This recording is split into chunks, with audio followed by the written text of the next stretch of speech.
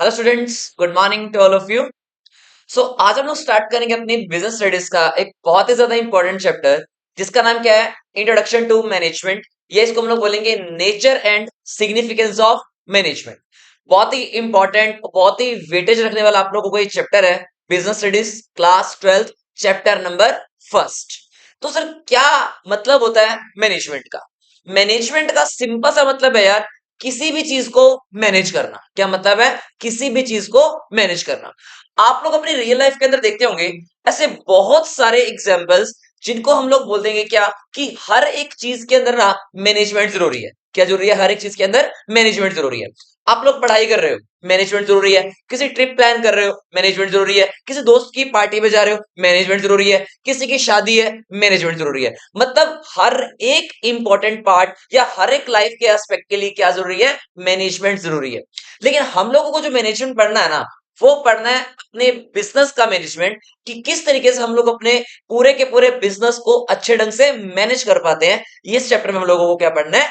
What do you mean by management, या फिर introduction to management के बारे में। चलिए, मैं आप लोगों से सबसे पहले नंबर पे एक क्वेश्चन पूछता हूं। मुझे आप लोग बताइए, किसी भी ऑर्गेनाइजेशन को सक्सेसफुल क्या बनाता है? आप लोग मुझे बताइए, किसी भी बिजनेस ऑर्गेनाइजेशन को कौन सी ऐसी चीज है जो सक्सेसफुल बनाती है? आप मुझे बताइए। आप कहेंगे सर, एक इंसान का दिमाग उसकी बिजनेस को, मैनेजमेंट को, उसके सॉरी उसके बिजनेस को क्या बनाता है? पावरफुल बनाता है, सक्सेसफुल बनाता है। आप कहेंगे नहीं सर, अगर हमारे बिजनेस के अंदर बहुत अच्छी मॉडर्न टेक्नोलॉजी होगी तो वो हमारे बिजनेस को सक्सेसफुल बनाएगा। मतलब कहने का कि क्या क्या चीजें हम लोगों को सक्सेसफुल बनने के लिए चाहिए। सर मुझे एक बात बताइए, क्या ये जो प्लांटेड मशीनरी है, हम लोगों को चाहिए कि नहीं चाहिए सक्सेसफुल बनने के लिए? आप कहेंगे यस सर चाहिए। ठीक है, लैंड एंड बिल्डिंग भी चाहिए क्या हम लोगों को सक्सेसफुल होने के लिए? यस। यार आप लोग सोच के देखिए, मैं आप लोगों को पढ़ा रहा हूँ, मैंने यहाँ पे स्मार्ट बोर्ड लगा रखा है, मैंने यहाँ पे एलईडी लगा रखी है, मेरे यहाँ पे बहुत सारे रिसोर्सेज है, मैं लैपटॉप से आप लोगों को पढ़ा रहा हूँ। तो कहने का मतलब मुझे आप लोगों को एक बेस्ट देने के लिए इन सारे रिसोर्सेज की है रिक्वायरमेंट होगी। जरा मुझे एक बात बताइए, मैं आप लोगों को पढ़ा रहा हूँ, जरा हम लोग वहां पे एक चौक में चलते हैं, वहीं पे जाकर के वहां पे चेयर लगा देता हूँ, वहीं पे बोर्ड लगा लेते हैं, क्या काम चल जाएगा क्या? आप कहेंगे नहीं सर, एक अच्छी ऑथेंटिक लैंड एंड बिल्डिंग हम लोगों को चाहिए होगी। तो ये भी जरूरी है। उसके बाद क्या मुझे बताइए, क्या हमारे बिजनेस के लिए टेक्नोलॉजी मैटर करती है या नहीं करती? आप कहेंगे यस सर, बहुत ज्यादा मैटर करती है। किसी भी बिजनेस को सक्सेसफुल बनने के लिए क्या? टेक्नोलॉजी। अब जैसे आज आप लोगों के सामने खड़ा हूं, मैं आप लोगों को पढ़ा रहा हूं, इसका मतलब ये किसकी हेल्प से हो रही है? सारी चीजें ये हो रही है टेक्नोलॉजी की हेल्प से, वो सारी चीजें हो रही है जिससे मैंने अपने बिजनेस को क्या बनाया? सक्सेसफुल बनाया। और जरा सोच के देखिए, क्या एक मार्केटिंग स्ट्रेटेजी, मैं क्या करूंगा? गूगल एड्स, आपने सुना होगा justdial.com, आपने सुना होगा, मतलब फेसबुक, इंस्टाग्राम, सोशल मीडिया, मतलब इन सारी जगहों पे हम लोग क्या करेंगे? अपने बिजनेस की एडवर्टीजमेंट करेंगे। लेकिन एडवर्टीजमेंट भी किस ढंग से होनी चाहिए? इफेक्टिव तरीके से। अगर हमारी एडवर्टीजमेंट इफेक्टिव ढंग से होगी ना, तो वो बिजनेस भी आपको क्या बनाएगा? आपके बिजनेस को बहुत ज्यादा स्ट्रांग बना देता है मार्केटिंग स्ट्रेटेजी। आपके इकोनॉमी यानी कि आपके बिजनेस का फाइनेंशियल स्ट्रेंथ या आपके बिजनेस की फाइनेंशियल पोजीशन, क्या ये मैटर करती है या नहीं करती? आप कहेंगे यस सर, हमारे बिजनेस का फाइनेंशियल स्ट्रेंथ, जितना ज्यादा हाई क्लास आपके पास फाइनेंशियल सिस्टम होगा, ऑब्वियसली बात है उतना ही ज्यादा आप लोग ग्रो कर पाएंगे। यस और नो? मतलब अगर आप लोगों के पास रिसोर्सेज की कमी नहीं है, पैसे की कमी नहीं है, तो आप लोग बड़ी इजीली अपने बिजनेस को हाई लेवल तक लेके जा सकते हैं with the use of your आप लोगों की कैपेबिलिटी, आपके नॉलेज, आपके पावर, उन हर एक चीज से आप अपने बिजनेस को इतना इफेक्टिव तरीके से लेके जा सकते हैं आगे, जिनसे आप लोगों के बिजनेस को ऊंचाई ऊंचाइयां आप लोग छू करके रहेंगे। इसका मतलब हमारे बिजनेस के लिए ये सारी आइटम्स क्या हैं? रिक्वायरमेंट होगी। तो देखिए, ये सारी आइटम्स हमारे बिजनेस को सक्सेसफुल बनाने के बहुत ही ज्यादा जरूरी क्या है? ये रिसोर्सेज है। क्या क्या sir? Land and building, plant and machinery, technology, marketing strategy, financial strength, उसके बाद कंपिटिटिव एज। कंपिटिटिव एज का मतलब होता है कि आपके मार्केट के अंदर आपके साथ साथ में और भी आप लोगों के कंपिटिटर्स मार्केट में अवेलेबल हो। समझ में आया? हमने कहा यस सर। क्या ये सारी चीजें जरूरी हैं या नहीं है? आप लोगों का आंसर है बिल्कुल yes sir, all of them. ये सारी चीजें आप लोगों के लिए बहुत ही ज्यादा जरूरी हैं अगर किसी भी बिजनेस को सक्सेसफुल बनना है तो। हमने कहा ओके। अच्छा, मैंने आप लोगों से पूछा, क्या सिर्फ यही चीजें जरूरी है? जो मैंने आप लोगों को पीछे भी एग्जांपल दिए, क्या सिर्फ यही चीजें ही जरूरी है क्या, या कुछ और भी जरूरी है आप लोगों के बिजनेस के लिए? आपने कहा यस सर, और भी एक इंपॉर्टेंट चीज है जो कि बहुत ज्यादा इंपॉर्टेंट है इन सारी चीजों के अलावा। क्या है? But the most important are, क्या चीज है, क्या चीज है, क्या चीज है? आपकी कंपनी के एम्प्लॉयज और आपका मैनेजमेंट। क्या बोला मैंने? वो सारी चीजें तो इंपॉर्टेंट है ही हैं, लेकिन अगर आपके पास वो सारी चीजें हैं लेकिन ये दो चीजें आपकी अच्छी नहीं है ना, तो वो सारी चीजें आप लोगों के लिए क्या है? बिल्कुल फेल है। क्या है आप लोगों के लिए? जीरो। क्लियर है? क्या क्या है सर वो सारी चीजें? दो चीजें आप लोगों के लिए इंपॉर्टेंट क्या है? एक तो आप लोगों के एम्प्लॉयज जो कि कंपनी के अंदर काम करेंगे, जो सारे सिस्टम को मेंटेन करने का काम करेंगे, और एक आपकी कंपनी की पूरी मैनेजमेंट की टीम। कौन है? आपके कंपनी के मैनेजर्स, आपके management of the company. Management of the company का क्या रोल रहेगा? बेसिकली वो क्या करेंगे? वो स्ट्रेटजीज प्लान करेंगे, वो प्लान्स बनाएंगे, वो स्ट्रेटजीज प्लान करेंगे, वो आप लोग और अपने इंप्लॉयज को दे देंगे कि आप उन लोगों को क्या करो, आप उन चीजों को क्या करो, इंप्लीमेंट करने का काम करो। यस और नो? ऑब्वियसली बात है। अब आप मुझे बताइए, उन सारे रिसोर्सेज के साथ साथ हमारे बिजनेस के लिए हमारी कंपनी के एम्प्लॉयज और हमारी कंपनी की मैनेजमेंट कमेटी, मैनेजमेंट की टीम, ये बहुत इंपॉर्टेंट रोल प्ले करेगा किसी भी बिजनेस के सक्सेसफुल के लिए। क्लियर हो गया? ओके, अब हम लोग आगे बढ़ते हैं। आप लोगों ने देखा होगा हमारे किसी भी बिजनेस के अंदर डिफरेंट डिफरेंट टाइप की एक्टिविटीज परफॉर्म होती है। यस और नो? अब उन डिफरेंट डिफरेंट एक्टिविटीज को परफॉर्म करने के लिए डिफरेंट डिफरेंट मैनेजर होगा। लाइक कोई बंदा फाइनेंस को हैंडल कर रहा होगा, कोई बंदा प्रोडक्शन को डिपार्टमेंट को हैंडल कर रहा होगा, कोई बंदा मार्केटिंग डिपार्टमेंट को हैंडल कर रहा होगा, कोई बंदा किसी चीज को हैंडल कर रहा है। मतलब कहने का एक बिजनेस के अंदर दुनिया भर के टास्क होते हैं करने के लिए। फाइनेंस का हो गया, एचआर का हो गया, मार्केटिंग का हो गया, मतलब प्रोडक्शन का हो गया, परचेज का हो गया, सेल्स का हो गया, मार्केटिंग का हो गया, एडवर्टीजमेंट का हो गया। मतलब डिफरेंट डिफरेंट एक्टिविटीज को परफॉर्म करने के लिए वहां पे डिफरेंट डिफरेंट कौन होंगे? मैनेजर्स होंगे। कौन होंगे?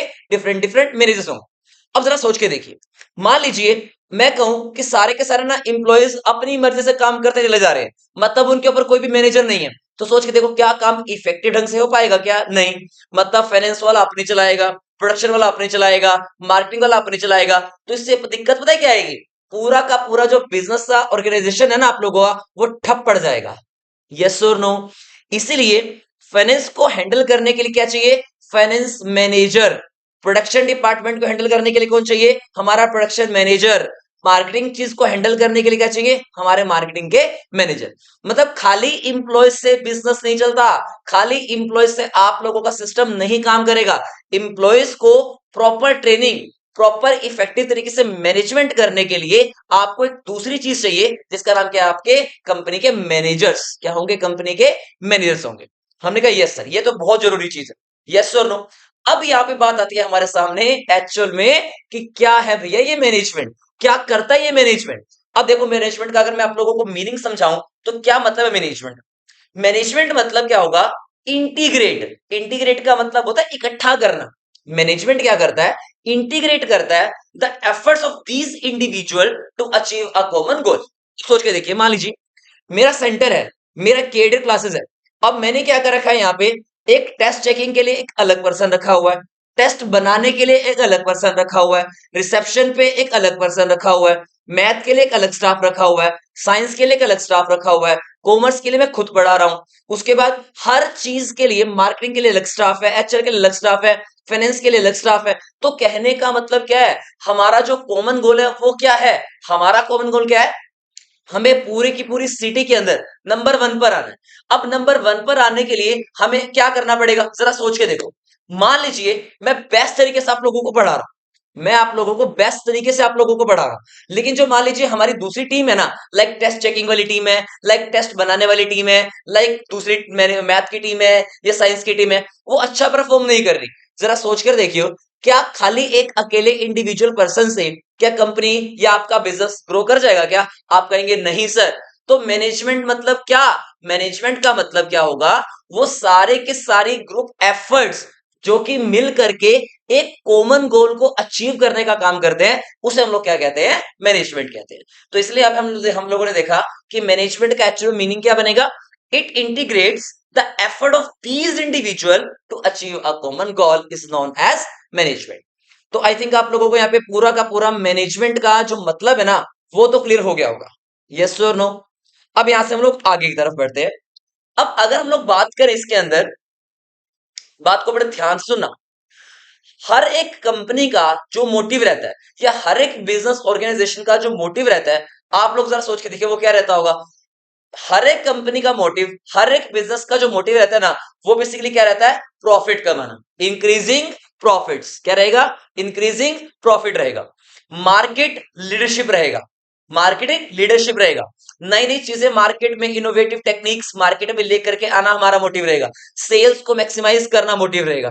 उसके बाद कस्टमर सर्विस अच्छे ढंग से कस्टमर को मिल पाए, ये हमारा मोटिव रहेगा।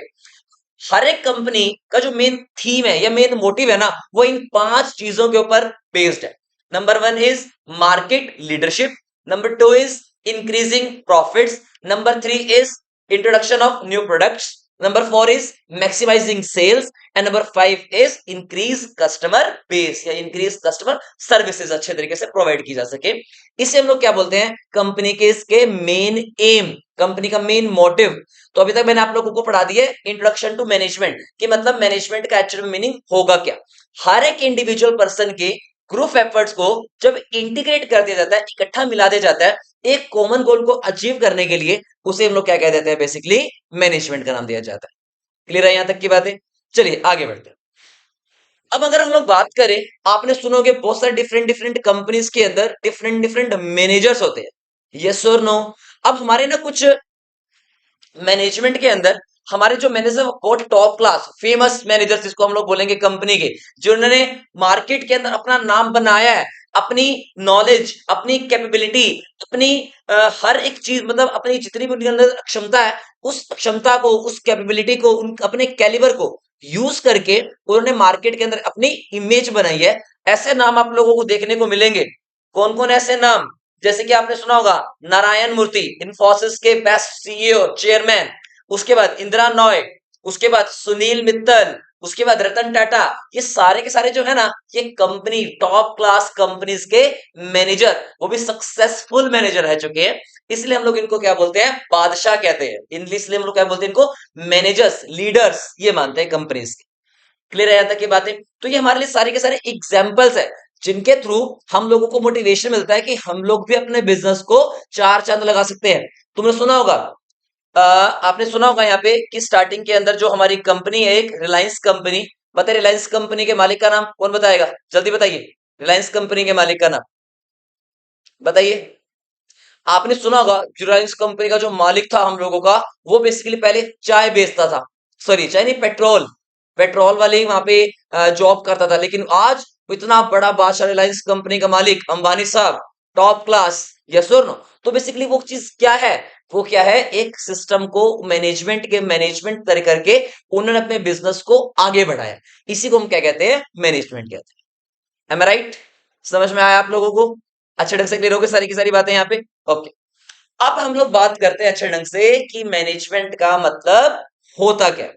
अभी तक जो मैंने आप लोगों को बातें बताई है ना, वो सारी की सारी बातें थी इंट्रोडक्टरी बातें, जिससे आप लोगों को ना मैनेजमेंट का एक बेस, मैनेजमेंट का जो एक वर्ड है वो समझ में आ गया होगा कि एक्चुअल में मैनेजमेंट का मतलब होगा क्या।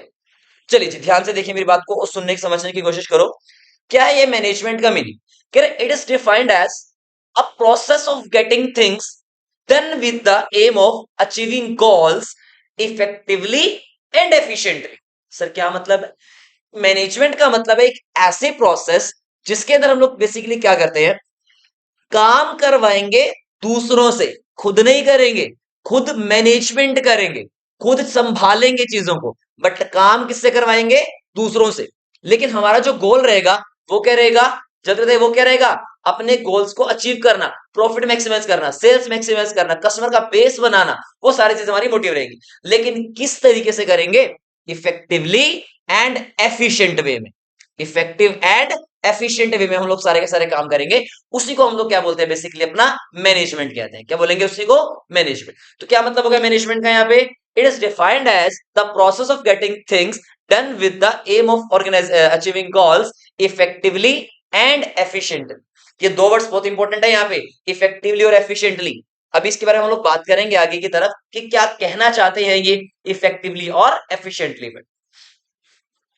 चलिए अब हम लोग आगे बात करते हैं। आप लोग जरा मुझे बताइए, हमारी मैनेजमेंट के अंदर ना एक पूरी की पूरी एक लॉन्ग प्रोसेस होती है। हमारी मैनेजमेंट में क्या होगा, एक लॉन्ग प्रोसेस होती है जो क्या करती है, स्टार्टअप से लेकर के एंड तक के पूरे सिस्टम को ना मैनेज करके चलती है वो प्रोसेस। तो क्या मीनिंग बनेगा, it means that activities that management perform to get things done are planning, organising, staffing, directing and controlling. Yes और नो, ये सारी चीजें आप लोगों को अच्छे से पता है कि जब भी हम लोग बात करेंगे अपनी प्रोसेस के अंदर, मैनेजमेंट के अंदर, तो 5 हाथ का पंजा, इन 5 प्रोसेस से हम लोगों को गुजरना पड़ता है। The first one is planning, second one is organising, third one is staffing, fourth one is directing and fifth one is controlling. तो ये 5 स्टेप हमारी मैनेजमेंट के अंदर हमारे पास आते हैं, जिनके थ्रू हम लोग अपने बिजनेस को स्टार्टअप टू एंड तक लेकर के जाएंगे। क्लियर हो गया, समझे यहां से क्या आगे बातें? ओके। अब जैसे आपने देखा होगा, the first one is planning. तो सर क्या करते हैं प्लानिंग के अंदर? What do mean by planning? Basically planning का जो मतलब होता है ना, डिसाइडिंग इन एडवांस। मतलब क्या करना है, कुछ भी काम को करने से पहले उसके बारे में सोचना। तो planning is deciding in advance what to do, how to do and who should do it. मतलब क्या काम करना है, कैसे काम को करना है और किसके द्वारा उस काम को किया जाना है। ये सारी बातें हम लोग क्या करेंगे, प्लानिंग के अंदर बात करेंगे। दूसरा point, second one is organising. Organising का मतलब होता है बेसिकली चीजों को ऑर्गेनाइज करना। हमारे जितने भी ह्यूमन रिसोर्सेज हैं उनको एक अच्छे ढंग से यूटिलाइज करना कि किस पर्सन को कहां पे क्या क्या काम देना है। यानी कि वो सारी बातें हम लोगों को सोचनी पड़ेगी। मतलब यहाँ पे ऑर्गेनाइजिंग करनी है हम लोगों को, किसकी ऑर्गेनाइजिंग करनी है, अपने ह्यूमन रिसोर्सेज को मैनेज करके काम को करना है। उसे हम लोग क्या बोलेंगे, ऑर्गेनाइजिंग का नाम देते हैं। Third one is staffing. Staffing का मतलब क्या होगा, बेसिकली उस राइट पर्सन को उस राइट जॉब पे बिठाना जो जिसके हकदार है।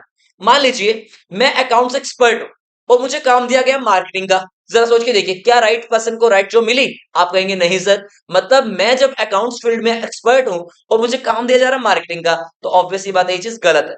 तो हमने जो स्टाफिंग की है ना, वो एक अच्छे तरीके से नहीं की।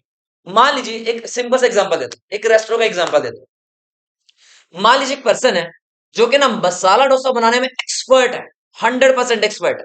हम लोग काम क्या सौंप रखा उसको, भाई तू भांडे मांज, बर्तन मांज। सोच के देखिए क्या हम लोगों ने गलत किया या ठीक किया? आप कहेंगे सर बिल्कुल गलत किया है। मतलब जो पर्सन जिस काम के लिए स्पेशलाइज्ड है, हमने उसको वो टास्क परफॉर्म करने के लिए नहीं दे रखा। समझ में आया? ऑर्गेनाइजिंग के अंदर हमें क्या करना है, ये चीजें चेकआउट करनी है कि हमें अपने बिजनेस के अंदर कितना ह्यूमन रिसोर्स रिक्वायरमेंट है, कितना रिसोर्स चाहिए, कितने लोगों की टीम हम लोगों को बनानी है। ये सब कहां सोचेंगे हम लोग, अपनी ऑर्गेनाइजिंग में सोचेंगे। स्टाफिंग के अंदर हम लोग क्या सोचेंगे, बेसिकली एक राइट पर्सन को राइट पोजीशन पे राइट जॉब मिल जाए, ये सोचेंगे हम लोग कहां पे, अपनी स्टाफिंग के अंदर। डायरेक्टिंग के अंदर हम लोग क्या करेंगे, जब उन पर्सन को राइट जॉब मिल गई, राइट पर्सन को हमने जब राइट जॉब अलॉट कर दी, देन उसके बाद हम लोग सोचेंगे कि उस पर्सन को मोटिवेट करना है, उसको लीड करना है, उसके साथ कम्युनिकेट करना है, उसको सुपरवाइज करने का काम करना है। तो वो सारी बातें हम लोग कहां सीखेंगे, अपनी डायरेक्टिंग के अंदर सीखेंगे। डायरेक्टिंग के बाद लास्ट वन इज कंट्रोलिंग आ जाता है। कंट्रोलिंग में हम लोग बेसिकली ये इंश्योर करते हैं, ये सारा सिस्टम इवेल्युएट करते हैं कि जहां से हमने अपना प्लान शुरू किया था बनाना, मतलब हमने जैसा सोचा था कि काम होगा, वैसा काम हो रहा है या नहीं हो रहा, या अगर कहीं पे कुछ चेंज करने की रिक्वायरमेंट है या डेविएशन कोई आ रही है, उसको एनालाइज करेंगे, उसके करेक्टिव एक्शंस लेंगे। वो सारी बातें हम लोग कहां पे करेंगे, कंट्रोलिंग पार्ट में करेंगे। क्लियर है यहां तक की सारी बातें? बढ़े हम लोग आगे। तो आई थिंक आप लोगों को यहां तक मैनेजमेंट के टोटल 5 फंक्शन समझ में आ गए होंगे।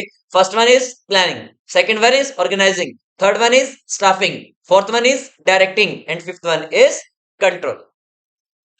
अब हमारे सामने एक बात आती है, ये दो मोस्ट मोस्ट इंपॉर्टेंट वर्ड्स, दो मोस्ट मोस्ट इंपॉर्टेंट कॉन्सेप्ट्स, जिसका नाम क्या है, एक वर्ड है इफेक्टिवनेस और एक वर्ड है एफिशिएंसी। क्या नाम है? The first one word is efficiency, the second one is effectiveness. क्या कहता है आप लोगों को ये इफेक्टिवनेस और एफिशिएंसी? इसके बारे में हम लोग बात करते हैं। देखिए, एक बात माइंड में डाल के रख लेना, जो आप लोगों का ये ना वर्ड इफेक्टिवनेस, ये आप लोगों को कहता है टाइम के बेसिस पे। मतलब इफेक्टिवनेस मतलब टाइम, एफिशिएंसी मतलब कॉस्ट। दो बातें दिमाग में डाल के रख लो, इफेक्टिवनेस मतलब टाइम और एफिशिएंसी मतलब कॉस्ट। मतलब एक पर्सन को हम लोग इफेक्टिव कब बोलेंगे या फिर एक पर्सन को हम लोग एफिशिएंट कब बोलेंगे, ये बात हम लोगों को करनी है आज।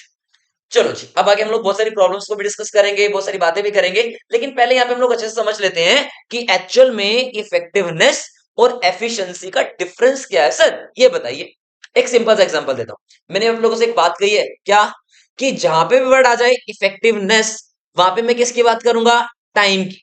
जहां पे भी बात आएगी एफिशिएंसी की, वहां पे बात करूंगा किसकी, अपने वर्ड कॉस्ट की। हाँ जी, समझ आया। एक सिंपल सा एग्जांपल देता हूं। मान लीजिए एक कंपनी का मैं मालिक हूं और आप कौन है, मेरी कंपनी के एम्प्लॉय।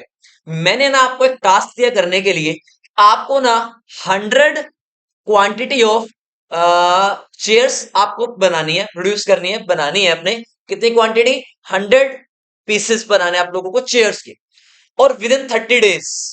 बताओ मैंने आपको क्या बोला, 30 दिन के अंदर अंदर आप लोगों को 100 चेयर्स बना करके देनी है, और उसके अंदर ना जो आपकी कॉस्ट आएगी ना, वो 500 आनी चाहिए। मतलब इससे ऊपर नहीं जानी चाहिए। अब क्या हुआ, आप जुट गए काम करने में, पूरा महीना बीत गया।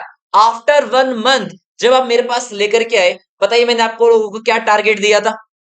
मैंने आप लोगों से कहा था कि एक महीने के अंदर अंदर आपको टोटल 100 चेयर्स बनानी है, और उसके बाद जो उसकी कॉस्ट आनी चाहिए वो कितनी आनी चाहिए, 500 रुपीज।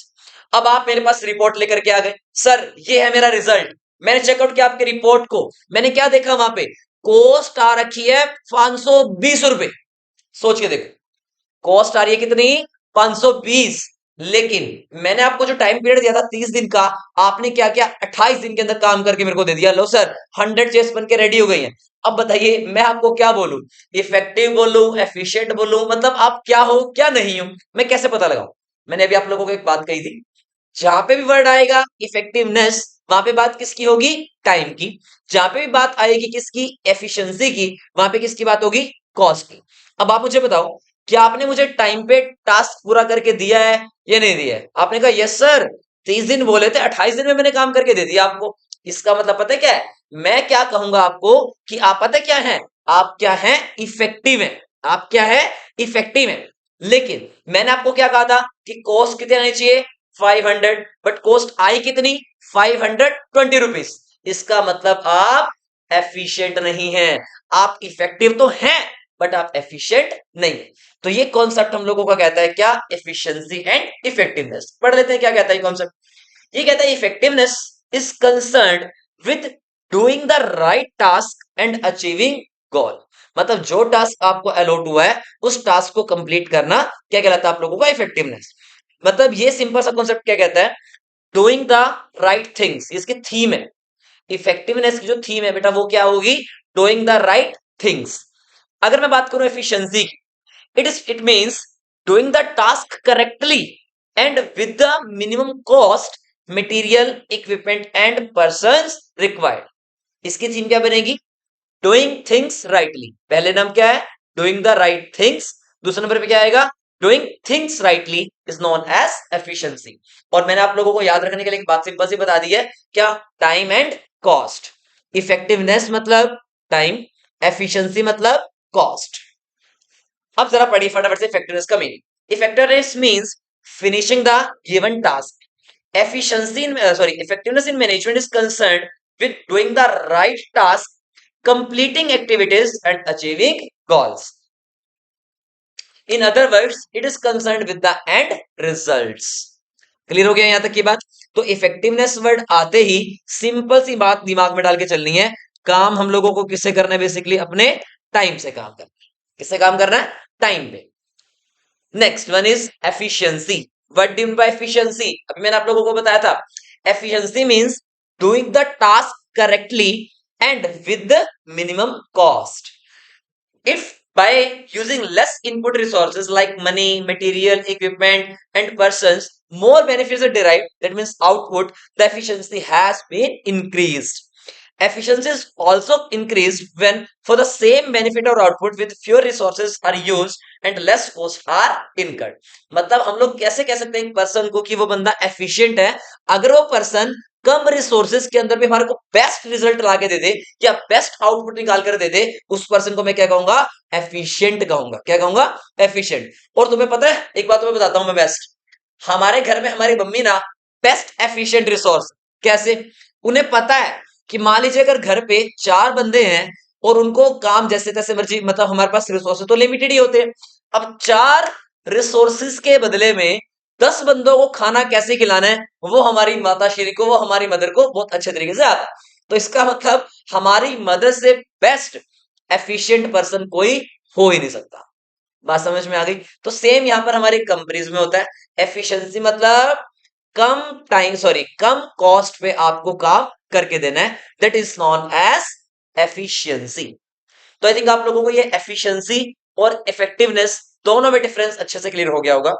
चलिए अब आप लोगों को एक एग्जांपल को समझा देता हूं कि ये एफिशिएंसी और इफेक्टिवनेस या फिर इफेक्टिव बट नॉट एफिशिएंट या फिर एफिशिएंट बट नॉट इफेक्टिव क्या मतलब है। एग्जांपल आप लोगों के सामने दे रखा है। Suppose A companies target production is 5000 units in a year.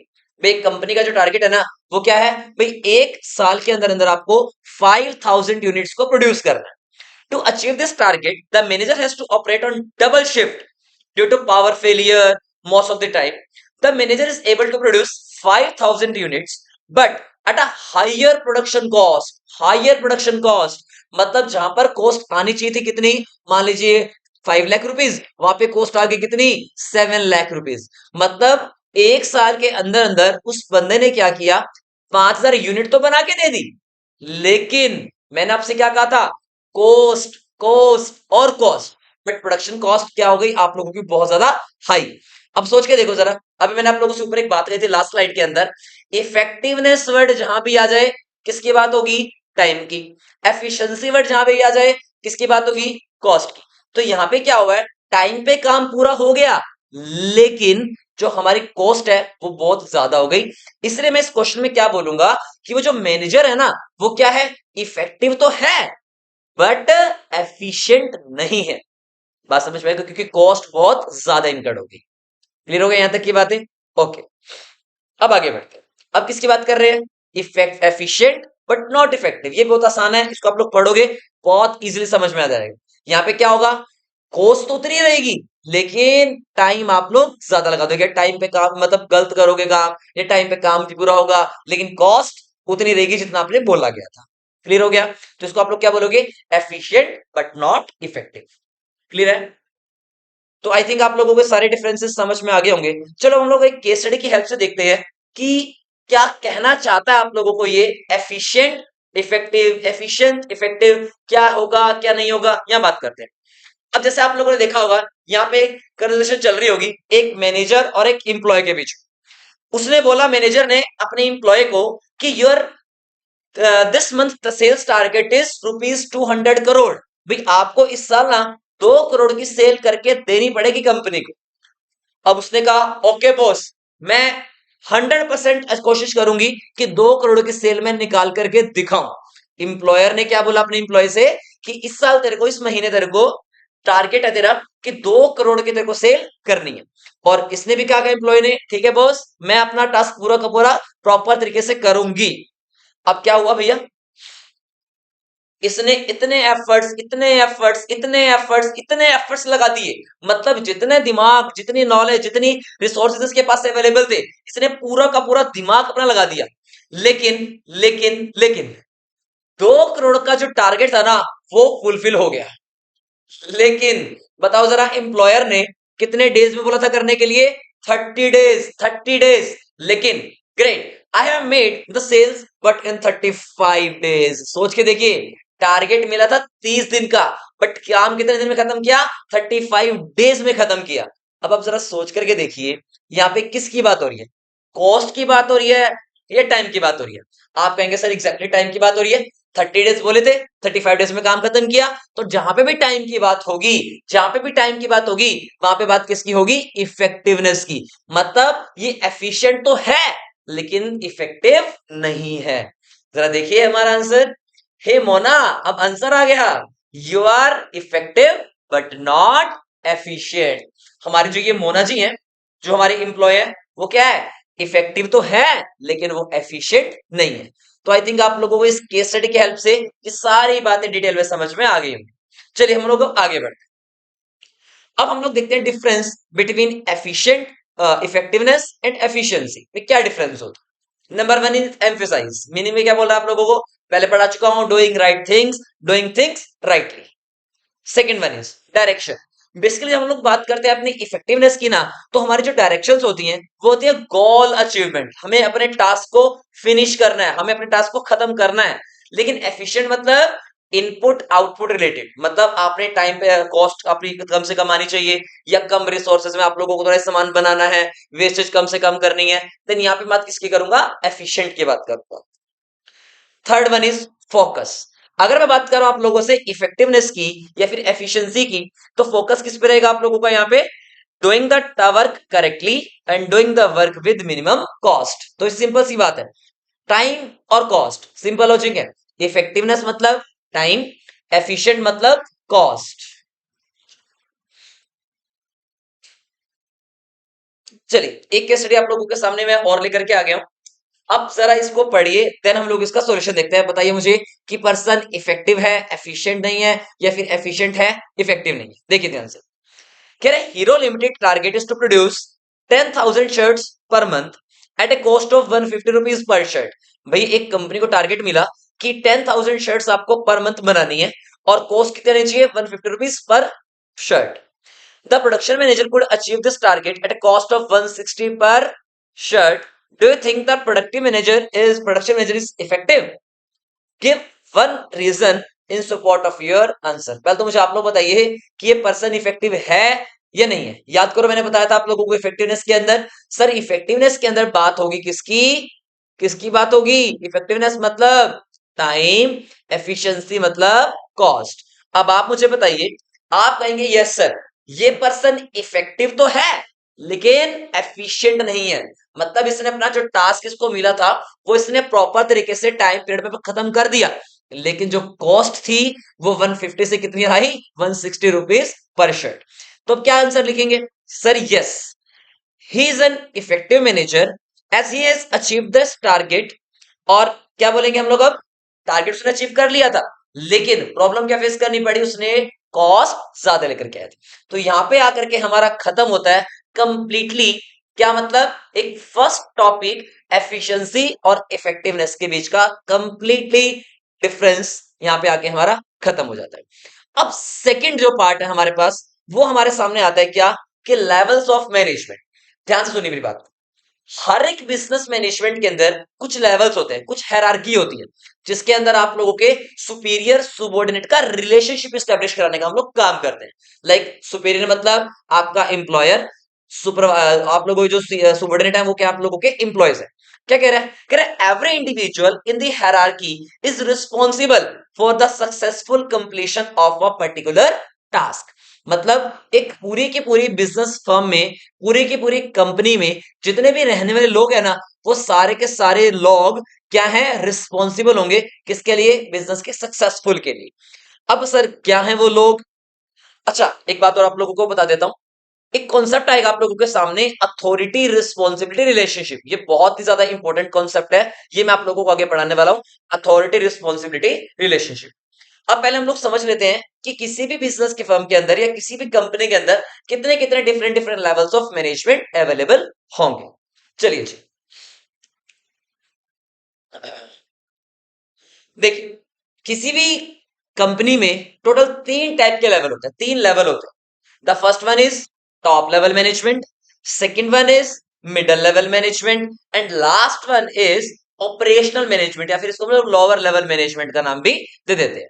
तो कितने पार्ट हो गए आपके पास, टोटल तीन। First one is top level, second one is middle level, and third number one is operational management. और ऑपरेशनल मैनेजमेंट को क्या बोलेंगे हम लोग, lower level management.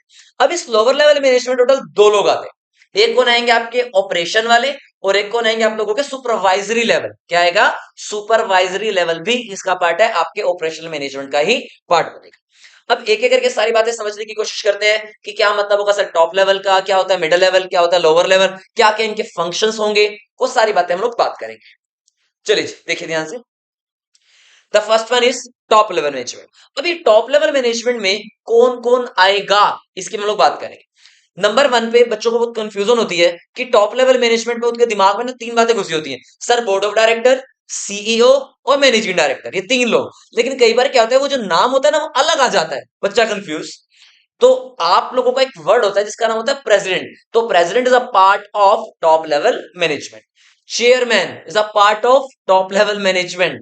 The third one is CEO यानी कि chief executive officer is a part of top level management. तो आप लोगों के हिसाब से टोटल पांच हो जाएंगे, board of director, CEO, managing director, president and chairman. ये पांच लोग किसका हिस्सा होते हैं, आपके टॉप लेवल मैनेजमेंट का पार्ट। क्या क्या फंक्शंस रोल प्ले करेंगे आपके टॉप लेवल मैनेजमेंट। इंपॉर्टेंट बात, कंपनी को अच्छे तरीके से कमिट करने के लिए, मतलब उनका जो मेन रोल होता है ना वो होता है कंपनी के सक्सेस और फेलियर के अंदर वो लोग जिम्मेवार होते हैं। कंपनी के सक्सेस और फेलियर में किनका रोल होता है, आपके टॉप लेवल मैनेजमेंट का। उनका बेसिकली काम क्या होता है, वो क्या करते हैं, डिराइव करते हैं, बनाते हैं कंपनी की पॉलिसीज, कंपनी के लिए प्लान्स, कंपनी के ऑब्जेक्टिव्स, कंपनी के रूल्स, कंपनी के रेगुलेशंस। वो सारी चीजें डिटेल में कौन बनाते हैं, आप लोगों के कंपनी के top level management. Can analyse the environment and it's implication for the survival of the firm. उन्हें पहले से पता लग जाता है उनके जो एक वर्ड होता है जिसको आप लोग बोलेंगे एनालिटिक्स। तो एनालिटिक्स के थ्रू बेसिकली आप लोगों को पता चल जाता है कि आपका आने वाला इन्वायरमेंट क्या होगा, इंटरनल एक्सटर्नल, वो सारे इन्वायरमेंट आपको अफेक्ट करेंगे नहीं करेंगे, वो सारी बातें बेसिकली कहां जाएंगी, आप लोगों की टॉप लेवल मैनेजमेंट चेकआउट करता है। थर्ड वन इज, आ गया भाई word, responsible for the welfare and survival of the organisation and deciding the long term goals of the organization and strategies for their achievement। तो ये चार main functions होंगे आपके टॉप लेवल मैनेजमेंट के। और मैंने आप लोगों को नोट्स के अंदर बहुत अच्छे तरीके से लिखवा भी रखे हैं कि क्या क्या फंक्शंस रहेंगे हमारे टॉप लेवल मैनेजमेंट के, तो उनको आप अच्छे से लर्न कर लो। सक्सेस फेलियर में रिस्पॉन्सिबल होंगे, कंपनी के स्ट्रेटेजीज प्लान करने में हेल्प करेंगे, उसके बाद लॉन्ग टर्म सर्वाइवल के लिए हेल्प करेंगे। तो ये सारे के सारे टास्क परफॉर्म करते हैं, वो कौन करते हैं, हमारे टॉप लेवल मैनेजमेंट। फिर हमारे सामने आता है कि सर ये मिडिल लेवल मैनेजमेंट कौन होगा। What do mean by middle level management. Basically middle level management के अंदर आप कह सकते हैं प्रोडक्शन डिपार्टमेंट का हेड, सेल्स डिपार्टमेंट का हेड, मार्केटिंग डिपार्टमेंट का हेड, एडवर्टीजमेंट डिपार्टमेंट का हेड, एचआर डिपार्टमेंट का हेड, फाइनेंस डिपार्टमेंट का हेड। ये जितने भी ये हेड लोग होंगे ना यार, ये सारे किसका हिस्सा होंगे, आप लोगों के मिडिल लेवल मैनेजमेंट का पार्ट होगा। अब इनके फंक्शंस क्या क्या रहेंगे बेसिकली, अगर हमारे पास अगर मैं बात करूं तो आप लोगों से, देखिए first one is making man power planning to see that their department has to necessary personnel. भाई एक कंपनी के अंदर काम करने के लिए जितने भी डिपार्टमेंट बने हुए हैं वहां पर नेसेसरी स्टाफ अवेलेबल है या नहीं है। जो काम उनको टॉप लेवल मैनेजमेंट से मिला है वो चेन के थ्रू काम करते हैं, मतलब लिंक है वो लोग किसके बीच में, टॉप लेवल और लोअर लेवल के बीच में लिंक करने का काम करते हैं हमारे middle level management. Responsible for all the activities of first line managers. भाई उनके लिए क्या है, वो लोग मैनेजर्स, जो फर्स्ट लाइन मैनेजर्स आप लोगों के काम करने वाले हैं उसके काम के लिए रिस्पॉन्सिबल भी कौन होंगे, आपके मिडिल लेवल, क्योंकि वही लोग होंगे जिनको अब आगे अपने ऑपरेशनल डिपार्टमेंट से ऑपरेशनल मैनेजर से काम करवाना है। Assign necessary duties and responsibilities to them. भाई जितने भी उनके नीचे काम करने वाले लोग हैं उनकी ड्यूटीज असाइन करना, उनको आप लोगों को काम सौंपना, काम उनसे करवाना, उनसे सारी डिटेल्स लेना, ये सारा काम किसका होगा, आप लोगों के मिडिल लेवल मैनेजमेंट का होता है। तो आई थिंक आप लोगों को मिडिल लेवल टॉपिक भी समझ में आ गया होगा। चलिए अब बात करते हैं अपने लास्ट टॉपिक की जिसका नाम क्या है, ऑपरेशनल मैनेजमेंट। कौन कौन रहेंगे सर ऑपरेशनल मैनेजमेंट में, इसके अंदर आप लोग बोलेंगे superintendent, section officers and supervisors. यहां हम लोग किसको डालेंगे, अपने ऑपरेशनल मैनेजर्स को। कौन आएंगे, सुपरिटेंडेंट आ जाएगा, सेक्शन ऑफिसर आ जाएगा, सुपरवाइजर्स आ जाएंगे। तो ये सारे सारे कौन है हमारे कौन होंगे, ऑपरेशनल मैनेजमेंट। अब यहाँ पे जो आप लोगों को दो नाम दिख रहे होंगे, superintendent and second one is section officer and third one is supervisor. ये तीन लोग हमारे किसका पार्ट है, अपने ऑपरेशनल मैनेजमेंट का हिस्सा होंगे। अब क्या क्या फंक्शंस प्ले करेंगे operational management. The first one is, जितने भी हमारे वर्कर्स सब काम करने वाले हैं, क्योंकि मैंने आप लोगों को बताया टोटल तीन लेवल के बाद ना एक निचला लेवल भी होता है। First one is top level, second one is middle level, third one is lower level, and last one is जिसको हम लोग क्या बोलते हैं, प्लेटफॉर्म वर्कर्स, जो बिल्कुल नीचे काम करते हैं, फ्रंट लाइन पे काम करते हैं जो। अब ऑपरेशनल मैनेजमेंट का जो बेसिकली फंक्शन रहता है ना, वो ही रहता है कि जितने भी हमारे वर्कर्स की प्रॉब्लम है ना और उनकी कंप्लेंट्स है, उनको सुनने का काम करते हैं, उनको प्रॉपर वर्किंग इन्वायरमेंट दिलवाने का काम करते हैं, और उनकी सेफ्टी के लिए भी सारी के सारी जितनी प्रिकॉशनरी मेजर्स हैं वो लेने का काम कौन करेंगे, हमारे लोअर लेवल मैनेजमेंट या फिर ऑपरेशनल मैनेजमेंट। फिर मैंने आपको बताया था लिंक बिटवीन वर्कर्स और middle level managers creating better human relations with workers. ये काम भी किनका रहता है, हमारे लोअर लेवल मैनेजमेंट का रहता है कि मिडिल लेवल और प्लेटफॉर्म वर्कर के बीच में एक अच्छा रिलेशन वो बनाने का काम किसका रहता है, हमारे लोअर लेवल मैनेजमेंट या फिर ऑपरेशनल मैनेजमेंट का। Third one is instruction to the middle level management to the workers and past. Obviously बात है, इंस्ट्रक्शन जो भी आप लोगों को मिलेंगी किससे मिलेंगी, मिडिल लेवल से, उसको आगे सौंपना वो भी किसका काम रहेगा, हमारे ऑपरेशनल मैनेजमेंट का काम रहता है। फिर उनका मेन काम सबसे इंपॉर्टेंट, जो हमारे फ्रंटलाइन वर्कर्स काम करके बना रहे हैं, लाइक उसकी क्वालिटी, उसकी क्वांटिटी, उसका जो वेस्टेज वगैरह हो गया या आउटपुट वगैरह चेकआउट करना होगा, क्वालिटी मेंटेन करने का काम हो गया, तो ये सारी बातें, स्टैंडर्ड्स को सेटअप करने का काम हो गया, तो इस सारी चीजों को देखने का जो काम है ना, वो किसका है, हमारे ऑपरेशनल मैनेजमेंट का होता है। तो आई होप आप लोगों को सारी बातें डिटेल में समझ में आ गई होंगी। अब ये मैंने आप लोगों के लिए कुछ इंपॉर्टेंट क्वेश्चंस बनाए हैं, ये कुछ इंपॉर्टेंट क्वेश्चंस को आप लोग पढ़ लेना और इनको अच्छे से करके देखना कि आप लोगों से क्वेश्चंस हो रहे हैं या नहीं हो रहे। नेक्स्ट क्लास के अंदर मैं आप लोगों से क्वेश्चंस को पहले चेकिंग कराऊंगा, देन हम लोग आगे बढ़ेंगे। First one is what is by doing things right in management, ये हम लोग पढ़ चुके हैं, आप लोग खुद ट्राई करोगे। Second one is what do mean by the doing the right things in management. एक आप लोगों के लिए मैंने एक केस स्टडी दी है, आपको बताना है कि इफेक्टिव है, एफिशिएंट है, क्या नहीं है, ये सारी बातें आप लोगों को बतानी। तो आज की क्लास में हम लोगों ने पढ़ लिया मैनेजमेंट के बारे में बहुत ही ज्यादा इंपॉर्टेंट बातें। आज हमने अपने दो टॉपिक कवर कर लिए। First topic is efficiency, effectiveness, and second topic is levels of management. जो थर्ड टॉपिक हम लोगों का होगा, हम लोग वहां पर पढ़ेंगे कि कोऑर्डिनेशन वगैरह के बारे में सारी के सारी हम लोग आगे बातचीत करने वाले हैं। तो आज की क्लास के अंदर इतना ही। Thank you so much guys, मिलते हैं हम लोग अपने नेक्स्ट लेक्चर के अंदर। Thank you so much.